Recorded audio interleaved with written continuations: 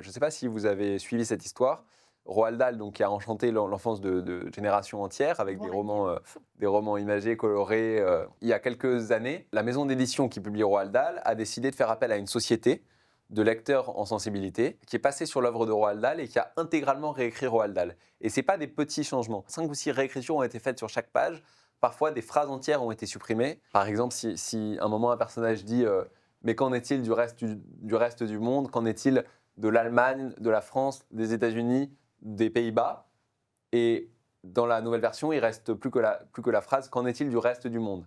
Parce que si la deuxième phrase, elle aurait pu alimenter l'occidentalocentrisme, apprendre aux enfants que l'Occident est le centre du monde et qu'il n'y a pas d'autre civilisation, donc ils ont supprimé la phrase. Dans un autre, je crois que c'est dans Sacrée Sorcière, les sorcières portent des gants, et parce que je crois qu'elles veulent cacher leurs ongles ou quelque chose comme ça. Et la mère ou la grand-mère d'un personnage, qui n'est pas une sorcière, explique à l'enfant comment reconnaître des sorcières. Et elle lui dit, un des signes, c'est qu'elles portent des gants.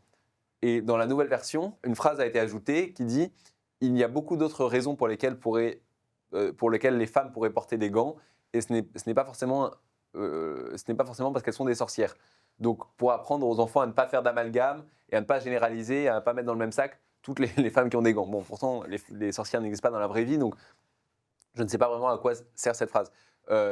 Et beaucoup d'autres changements qui semblent plus anodins. Un moment, c'est dans la cuisine, et je crois qu'il lave des légumes, ou je ne sais plus exactement, et il y a la phrase « Maman va les laver », et ça a été modifié à « Papa et maman vont les laver », pour combattre les stéréotypes de genre. Donc, des dizaines et des dizaines de changements comme ça. Les mots noir et blanc ont été supprimés et remplacés par d'autres mots, comme sombre.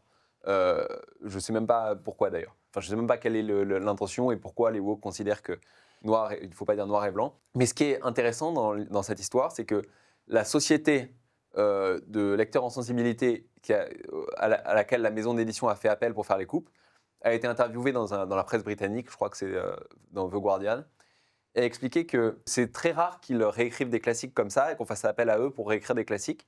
Mais le cœur de leur métier, c'est de réécrire des romans contemporains avant leur sortie. Et donc, quand des lecteurs en sensibilité font des coupes à des romans contemporains, ça fera jamais les gros titres, parce que c'est pas la cancel culture telle qu'on l'entend.